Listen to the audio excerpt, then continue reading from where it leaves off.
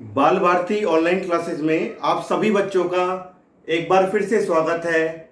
12th class में बेटा हम 12th क्लास में फिजिक्स का सेकंड चैप्टर पढ़ रहे थे, गाउस का नियम तथा इसके अनुप्रयोग। इसी चैप्टर पर हमारी कुछ दिनों से वीडियो लेक्चर के माध्यम से चर्चा हो रही थी, गाउस का नियम तथा इसके अनुप्रयोग पर, जिसका हमने पिछले वीडियो लेक्चर में जो टॉपिक पढ़ा था वह था साबुन के आवेशित बुलबुले का संतुलन। इसको मैं एक बार थोड़ा सा रिपीट करना चाहूंगा। साबुन के आवेशित बुलबुले का संतुलन, इस टॉपिक में हमने ये पढ़ा था कि जब हम किसी साबुन के बुलबुले को आवेशित करते हैं, तो जब हम किसी साबुन के बुलबुले को आवेशित करते हैं तो आवेशित साबुन के बुलबुले पर जो विद्युत दाब कार्य करता है sigma square upon 2 epsilon not, ये तो होता है विद्युत दाब। साबुन के बुलबुले के भीतर दाब आधिक्य हम कितना मानते हैं P, और इस साबुन के बुलबुले पर पृष्ठ तनाव के कारण जो दाब लगता है वह कितना होता है 40 अपॉन कैपिटल R। ये तीन दाब साबुन के बुलबुले पर कार्य करते हैं।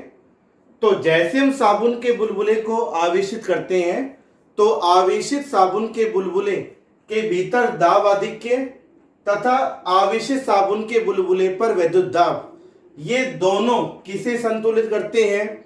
पृष्ठ तनाव के कारण आरोपित दाब को संतुलित करते हैं। हम लिखते हैं P plus sigma square upon 2 epsilon not बराबर 40 अपॉन कैपिटल R। यही कंडीशन हम लिखते हैं। फिर हमें कंडीशन क्या मिलती है आगे कि जब हम साबुन के बुलबुले को आवेशित करते हैं तो एक स्थिति ऐसी आती है जब साबुन का बुलबुला फूट जाता है, और जैसे साबुन का बुलबुला फूटेगा तो उस बुलबुले के भीतर का दाब आधिक्य कितना हो जाएगा? 0 हो जाएगा। तो जैसे साबुन का आवेशित बुलबुला फूटेगा तो बुलबुले के फूटने पर दाब आधिक्य P बराबर 0।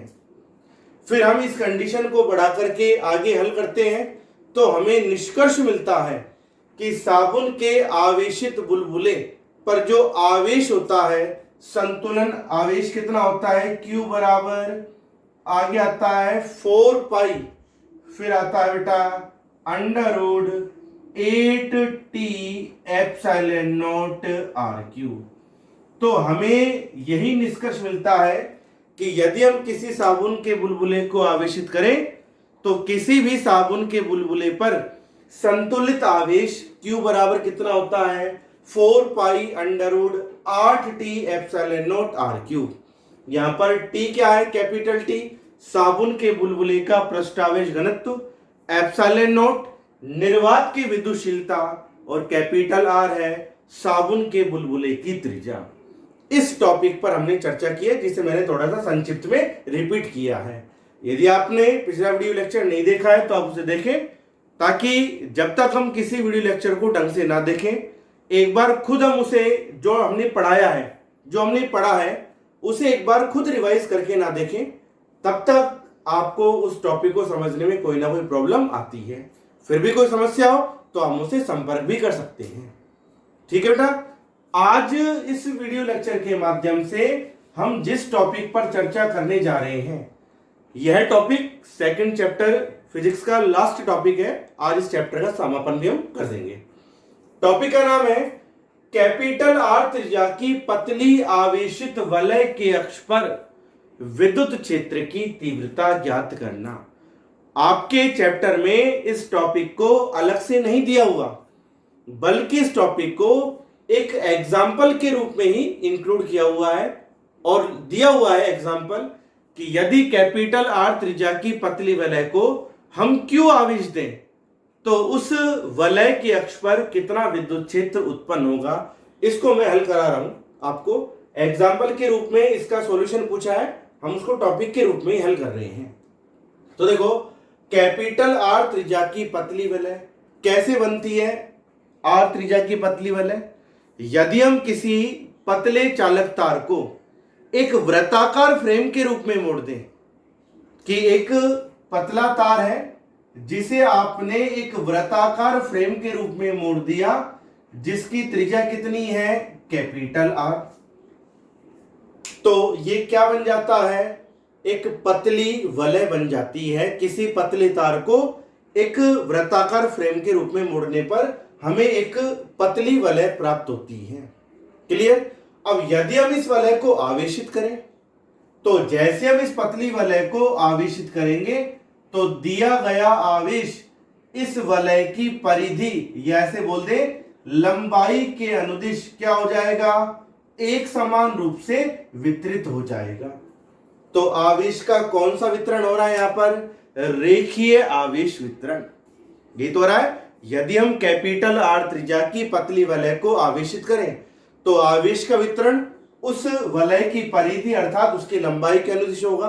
तो कौन सा वितरण हो जाता है यहां पर, रेखीय आवेश वितरण। और आप जानते हैं रेखीय आवेश वितरण की प्रक्रिया में एकांक लंबाई पर जो आवेश होता है अर्थात आवेश बटा लंबाई, उसे हम क्या कहते हैं, रेखीय आवेश घनत्व, जिसे हम प्रदर्शित करते हैं लैम्ब्डा से प्रदर्शित करते हैं। तो ये बात तो आ गई आपको कि एक यदि हमें पतली वलय बनानी हो तो क्या करेंगे, एक पतले तार को वृत्ताकार फ्रेम के रूप में मोड़ दे तो ये पतली वलय बन जाएगी। जब आवेशित होने की बात हो रही है, यदि हम इस वलय को आवेश दें तो आवेश कहां पर वितरित होगा, इसकी लंबाई पर एक समान रूप से वितरित होगा। 2 पॉइंट्स हो गए पूरे। अब तीसरी बात, हमें कहां पर निकालना है विद्युत क्षेत्र, इस आवेशित वलय के अक्ष पर। अक्ष क्या होता है, ये सबसे महत्वपूर्ण बात है। देखो अक्ष क्या होता है कि जब हम कैपिटल आर त्रिज्या की कोई वलय बनाते हैं तो उस वलय के केंद्र से गुजरने वाली रेखा की ऐसी रेखा जो उस वलय के केंद्र से गुजरे और कैसियो वलय के तल के अभिलंबवत हो, वह रेखा किसे दर्शाती है, आर त्रिज्या की पतली वलय के अक्ष को। एक बार मैं फिर से रिपीट कर रहा हूं, थोड़ा ध्यान से समझें कि हम बात कर रहे हैं आवेशित की बात तो बाद में है, वलय के अक्ष की बात करें कि हमने एक पतले तार को वृत्ताकार फ्रेम के रूप में मोड़कर एक पतली वलय बना दी। यदि हम इसके अक्ष की बात करें तो अक्ष क्या होता है, वृत्ताकार वलय के केंद्र से उसके तल के लंबवत गुजरने वाली रेखा किसे दर्शाती है, वलय के अक्ष को प्रदर्शित करती है। अब चूंकि देखो ये कागज तल जो है, आपको जो सामने बोर्ड दिखाई दे रहा है जिस पर हमने एक वृत्ताकार वलय बनाई है, ये कौन से अक्ष पर है, एक्स वाई, इन अक्षों के मध्य है। तो हम कह सकते हैं ये वलय कौन से तल पर है बेटा, एक्स वाई तल पर। इस तल पर यह वृत्ताकार वलय रखी हुई है। अब यदि हमें इस वृत्ताकार वलय का अक्ष खींचना हो, उसी अक्ष पर तो हम विद्युत क्षेत्र की तीव्रता निकालेंगे।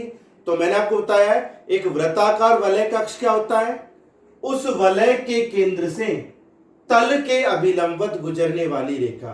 तो ये वृत्ताकार वलय एक्स वाई तल पर है, तो इसका जो अक्ष होगा वो कौन से अक्ष पर होगा, जेड अक्ष पर होगा।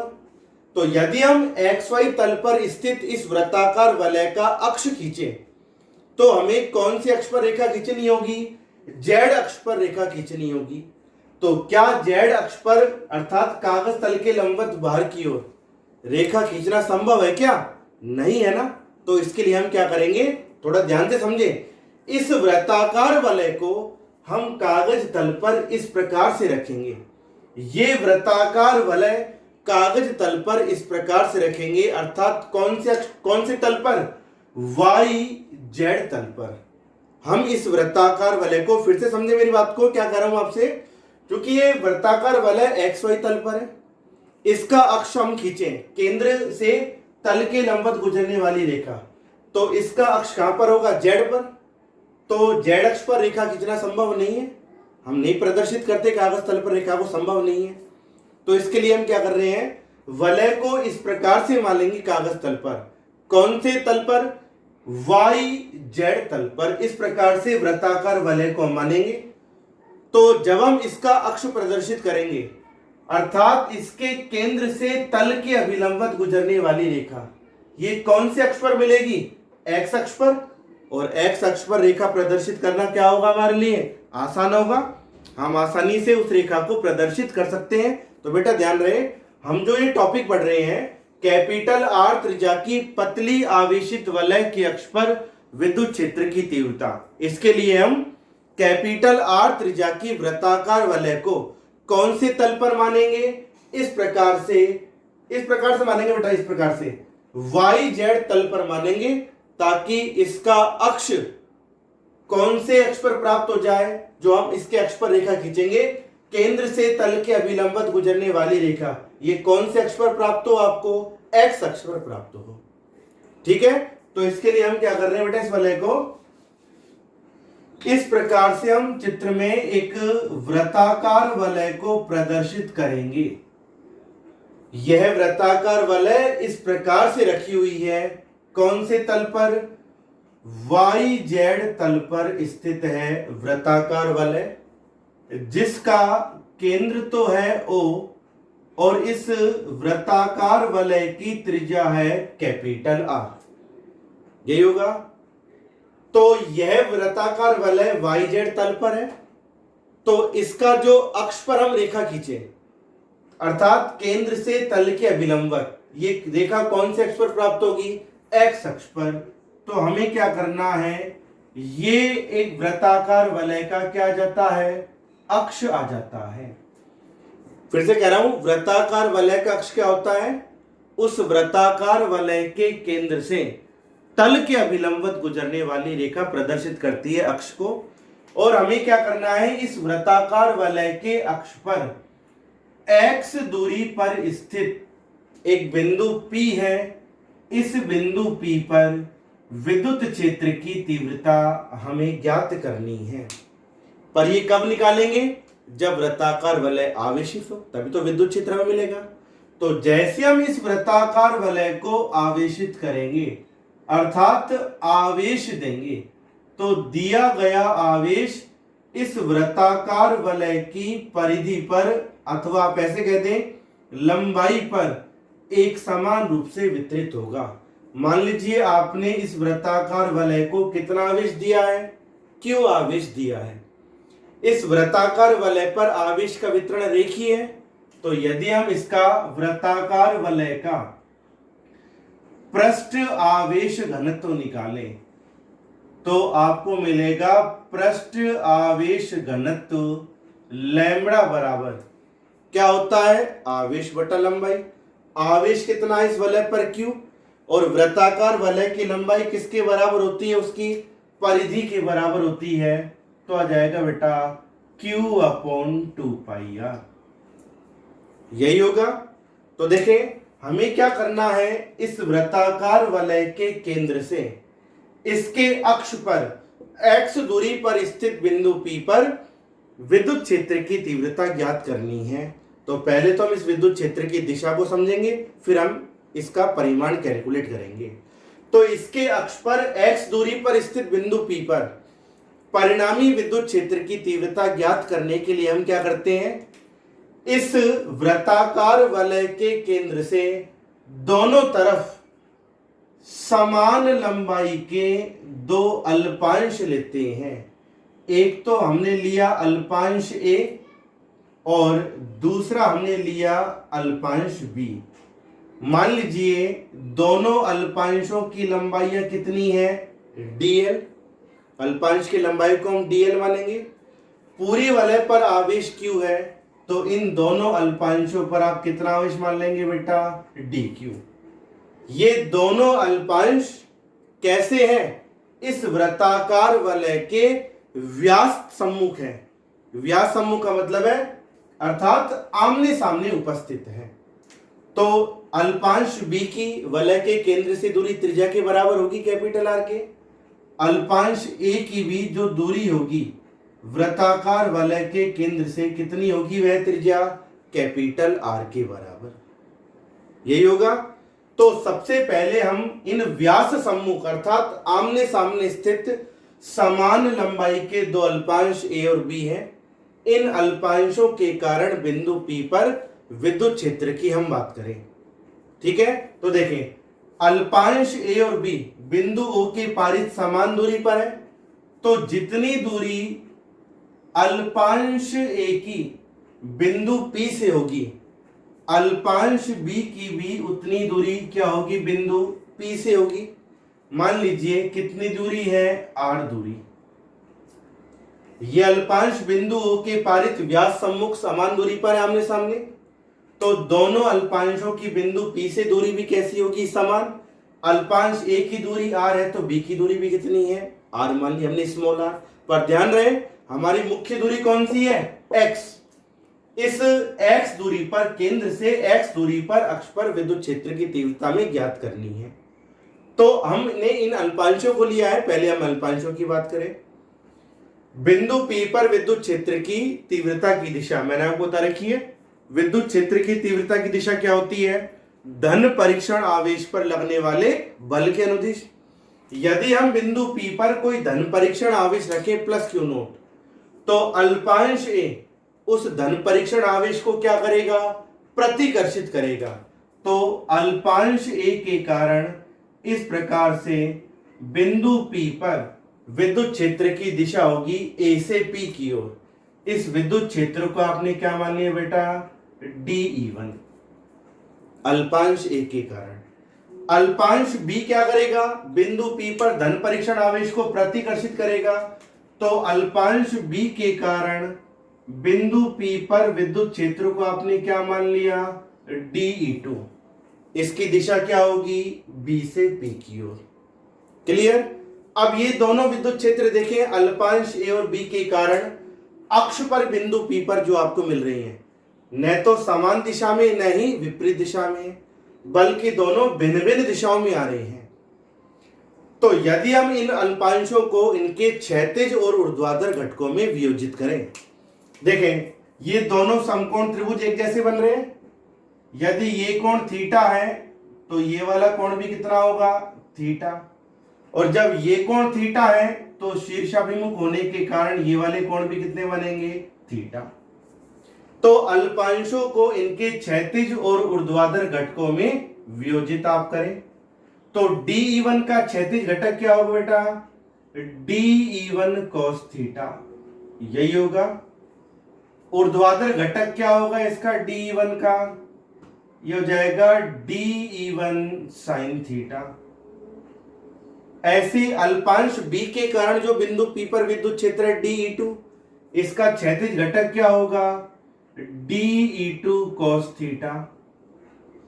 और ऊर्ध्वाधर घटक क्या होगा बेटा आपके पास, यह जाएगा dE2 sin थीटा।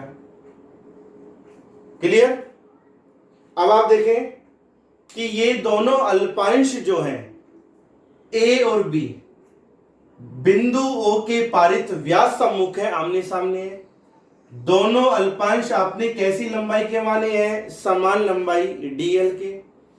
दोनों अल्पांशों पर आपने आवेश कितना माना है, dq। दोनों अल्पांश बिंदु P से कैसी दूरी पर है, समान दूरी पर, r दूरी पर। तो एक जनरल सी बात हमें मिलती है, दोनों अल्पांश A और B पर समान आवेश है dq।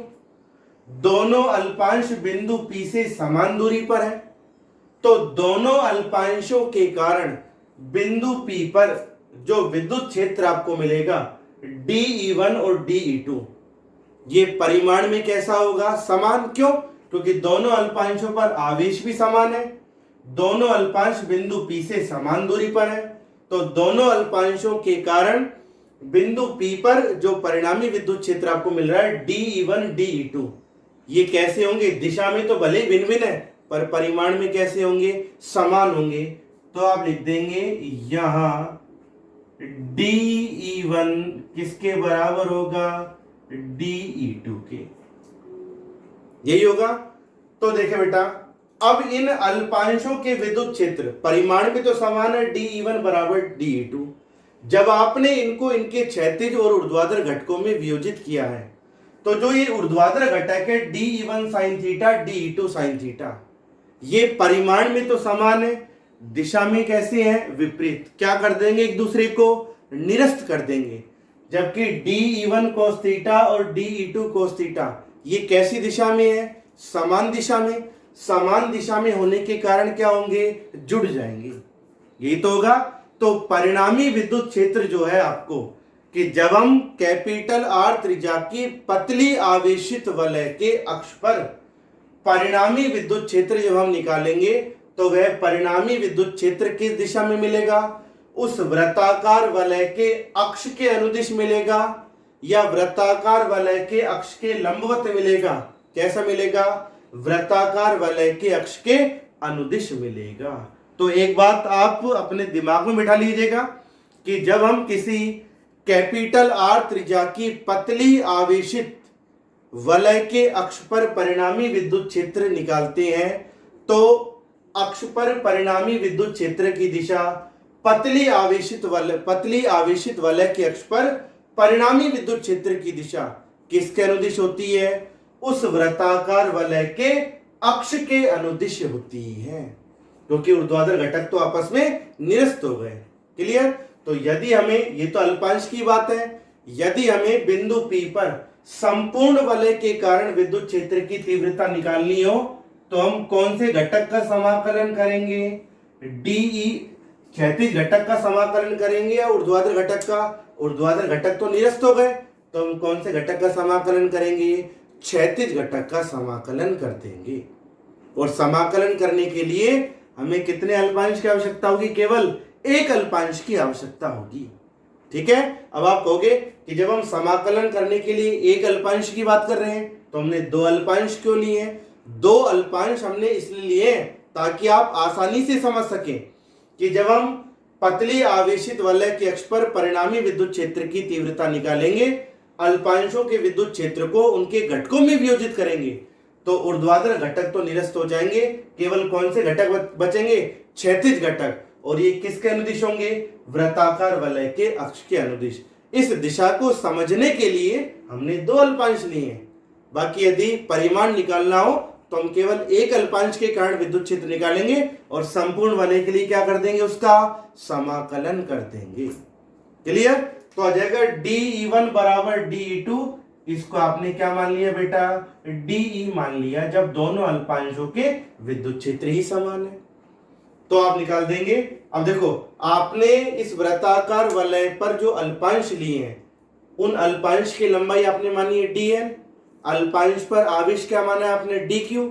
तो आ जाएगा रेखीय आवेश घनत्व। रेखीय आवेश घनत्व कितना आ जाएगा? लैम्बडा बराबर dq अपॉन dl। रेखीय आवेश घनत्व चाहे पूरे निकाय का निकाल लो या अल्पांश का निकाल लो, एक जैसा ही तो होगा। क्यों? क्योंकि आवेश एक समान रूप से वितरित है। तो dq अपॉन dl, इससे बेटा dq किसके बराबर होगा? लैम्बडा dl के।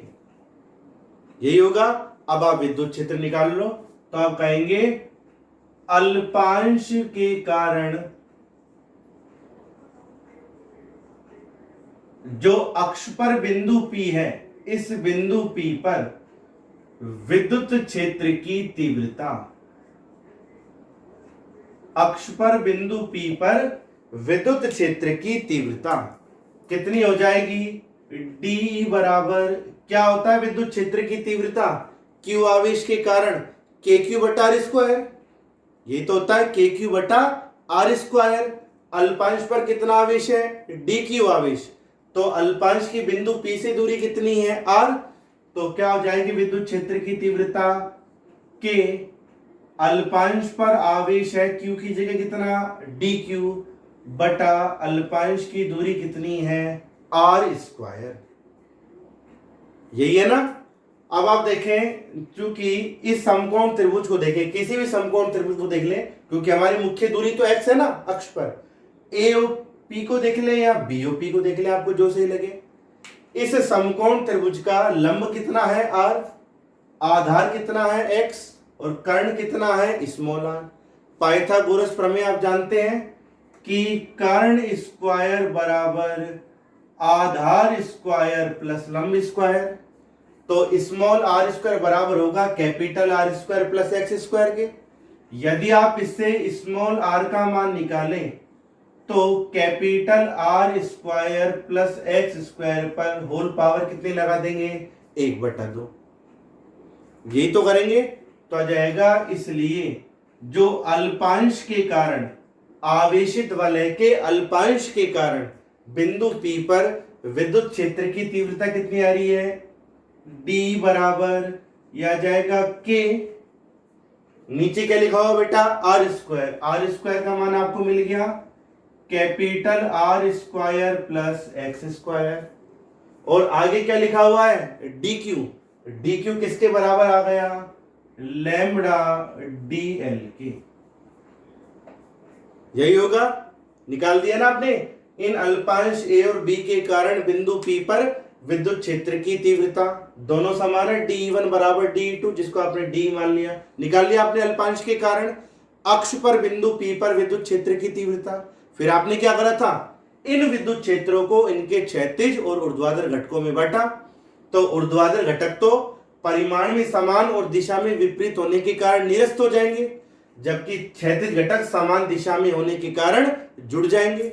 तो आपको बिंदु P पर जो परिणामी विद्युत क्षेत्र है वो कौन से घटक के कारण मिल रहा है, क्षैतिज घटक के कारण या ऊर्ध्वाधर घटक के कारण, क्षैतिज घटक के कारण मिल रहा है। कैसा, अक्ष के अनुदिश। तो आप लिख देंगे इसलिए संपूर्ण वलय के कारण बिंदु P पर विद्युत क्षेत्र की तीव्रता, और जब आप संपूर्ण वलय के कारण बिंदु P पर विद्युत क्षेत्र की तीव्रता निकालेंगे E, तो कौन से घटक का समाकलन करेंगे, क्षैतिज घटक का समाकलन करेंगे। आप लिखेंगे बेटा समाकलन DE cos थीटा, कोई कंफ्यूजन ना हो, ध्यान रखना बेटा। कहीं आप कहोगे कि हमने D1 cos theta D2 cos theta को जोड़कर समाकलन क्यों नहीं किया। देखो बेटा, दो अल्पांश तो हमने इसलिए लिए ताकि आप परिणामी विद्युत क्षेत्र की दिशा को समझ सकें, और जब हम परिणामी विद्युत क्षेत्र का परिमाण निकालेंगे तो हमें कोई सा भी एक अल्पांश के कारण विद्युत क्षेत्र लेना है और उसका क्या कर देना है, समाकलन कर देना है। तो समाकलन कर देंगे DE cos थीटा, तो आ जाएगा बेटा इससे E बराबर समाकलन DE का पहले आप मान रख दें K लैम्बडा DL बटा capital R square plus x square. अब आगे क्या लिखा है, cos थीटा, तो पहले cos थीटा का मान निकालो। क्या होता है cos थीटा बराबर आधार बटे कर्ण। तो कोई सा भी समकोण त्रिभुज देख ले, तो आधार तो क्या है x, कर्ण क्या है r, स्मॉल r, ये कर्ण है, तो आ जाएगा x बटा स्मॉल r। तो आ जाएगा बेटा इससे E बराबर समाकलन K लैम्बडा DL बटा R square plus x square into में आगे आ जाएगा x। दूरी स्मॉल r की वैल्यू आप निकाल चुके, क्या है, R square plus x square की होल पावर 1/2, यही है। तो आप इससे करेंगे E बराबर, देखो सारी जो नियत मान है उनको बाहर निकाल दिया, K को आपने बाहर निकाला, लैम्बडा को आपने बाहर निकाला, x को आपने बाहर निकाल दिया समाकलन से, और नीचे R square plus x square की होल पावर 1 और 1/2 कितनी आ जाएगी, R square plus x square की होल पावर 3/2। समाकलन में क्या रह जाएगा, केवल DL, यही रह जाएगा। अब मैं इसको आगे हल कर रहा हूं, यहां पर समाकलन में केवल रह जाएगा DL, तो आपको मिलेगा E बराबर K लैम्बडा x बटा R square plus x square की होल पावर 3/2। अब DL क्या है, अल्पांश की लंबाई, समाकलन DL का मतलब क्या आ जाता है, कुल लंबाई। समाकलन DL का मतलब क्या हो जाता है, पूरे निकाय की कुल लंबाई। निकाय क्या है, एक वृत्ताकार वलय, और वृत्ताकार वलय की कुल लंबाई किसके बराबर होती है, उसकी परिधि के बराबर होती है 2πr के, यही होगा। तो आप इससे मिल जाएगा E बराबर, अब यहां पर थोड़ा सा ध्यान दें, आपको देखो के एक्स ये तो आ जाएगा बाहर, फिर आ जाएगा इससे under root sorry r square plus x square की होल पावर 3/2, यही होगा। अब आप देखो क्या बचा हमारे पास, लैम्बडा गुणा 2πr, यही बचा हमारे पास। तो आ जाएगा इससे के लैम्बडा, अब देखो इससे सॉरी के आगे लिख देंगे एक्स, संपूर्ण वलय पर क्यू आवेश था, कितनी लंबाई पर, 2πr लंबाई पर। तो संपूर्ण वलय का रेखीय आवेश घनत्व क्या मिला, लैम्बडा बराबर q/2πr। यदि आप 2πr को लैम्बडा से गुणा करें तो 2πr गुणा लैम्बडा किसके बराबर होगा, q के बराबर होगा। तो लैम्बडा गुणा 2πr, इस वैल्यू की जगह आप क्या लिख देंगे, q लिख देंगे। आगे आ जाएगा r square plus x square की होल पावर 3/2। तो आप इससे लिख सकते हैं E बराबर क्या मिला रिजल्ट आपको, थोड़ा सिस्टमेटिक तरीके से लिख दें, के क्यू एक्स बटा r square plus x square की होल पावर 3/2। यह आ जाता है किसी वृत्ताकार वलय के अक्ष पर विद्युत क्षेत्र की तीव्रता। यदि आपसे कह दे एक वृत्ताकार वलय जिसकी त्रिज्या है कैपिटल आर, उस वृत्ताकार वलय पर कितना आवेश, क्यू आवेश एक समान रूप से वितरित है। तो वृत्ताकार वलय के केंद्र से अक्ष पर x दूरी पर विद्युत क्षेत्र की तीव्रता कितनी होती है, E बराबर के क्यू एक्स बटा r square plus x square की होल पावर 3/2। फिर से ध्यान दें, एक आवेशित पतली वलय के अक्ष पर परिणामी विद्युत क्षेत्र की तीव्रता होती है के क्यू एक्स बटा r square plus x square की होल पावर 3/2। यहां पर क्यू क्या है, वृत्ताकार वलय पर आवेश, कैपिटल आर क्या है, वलय की त्रिज्या, के क्या है, कूलाम नियतांक, ये तो आप जानते हैं, और एक्स क्या है, वृत्ताकार वलय के केंद्र से कहां पर दूरी, अक्ष पर दूरी, जिस पर आपसे विद्युत क्षेत्र पूछा गया है। ठीक है, और इसकी दिशा आप जानते हैं कैसी होगी, दिशा वलय के अक्ष के अनुदिश। दिशा को समझने के लिए हमने दो घटक लिए, दो अल्पांश लिए थे, जिनके कारण जब हम विद्युत क्षेत्र की तीव्रता निकालते हैं बिंदु P पर, तो ऊर्ध्वाधर घटक तो आपस में निरस्त हो जाते हैं समान परिमाण और विपरीत दिशा के कारण, क्षैतिज घटक समान दिशा में होने के कारण जुड़ जाते हैं। तो वृत्ताकार वलय के अक्ष पर परिणामी विद्युत क्षेत्र की तीव्रता किस दिशा में प्राप्त होती है, उस वलय के अक्ष के अनुदिश आपको प्राप्त होती है। तो लिख दिया, एक पतली आवेशित वलय के अक्ष पर परिणामी विद्युत क्षेत्र की तीव्रता का परिमाण तो ये होगा, पर उसकी दिशा क्या होगी, वलय के अक्ष के अनुदिश। क्लियर। यदि आपसे कहते वलय के केंद्र पर, एक आवेशित वलय के केंद्र पर, तो केंद्र पर x बराबर कितना होगा, 0। भाई केंद्र पर ही जब आ गए तो जो दूरी हमने अक्ष पर ली थी x, वह कितनी हो जाएगी, केंद्र पर 0 हो जाएगी। और जब केंद्र पर x बराबर 0 होगा तो x का मान 0 रखने पर आपको E का मान भी कितना मिलेगा, 0। तो ध्यान रहे बेटा, ये एक ही देखो, ये डेरिवेशन तो आपसे पूछ सकता है, इंपॉर्टेंट डेरिवेशन है, 2-3 नंबर के आपसे पूछ सकता है। 1 नंबर के छोटे छोटे प्रश्न बन गए। एक आवेशित वृत्ताकार वलय के केंद्र पर विद्युत क्षेत्र की तीव्रता कितनी होती है, 0 होती है। ठीक है, फिर दूसरी कंडीशन हम लगाएं, आपसे कहते हैं यदि x very very greater than r, कि वृत्ताकार वलय के अक्ष पर जो दूरी है वह उसकी त्रिज्या की तुलना में बहुत ज्यादा है, कि वृत्ताकार वलय के अक्ष पर हम अधिक दूरी की बात करें, x very very greater than r। Clear. तो इससे यदि आप अनुपात निकालें r बटा x का, अर्थात कम में ज्यादा का भाग लगाओगे, तो अनुपात क्या होगा, 1 से बहुत छोटा मिलेगा। और जब कोई अनुपात 1 से बहुत छोटा मिलता है तो आप उस अनुपात को लगभग कितना मान सकते हैं, 0 ही मान सकते हैं। तो आ जाएगा, इसलिए E बराबर आप लिखेंगे के क्यू एक्स बटा, अब देखो बेटा थोड़ा ध्यान देना, ये होल पावर है 3/2 लिख दिया आपने। R square plus x square में से आप कॉमन निकालें एक्स स्क्वायर को, तो आर स्क्वायर की जगह क्या बचेगा, आर स्क्वायर बटा एक्स स्क्वायर प्लस में एक्स स्क्वायर की जगह बचेगा 1।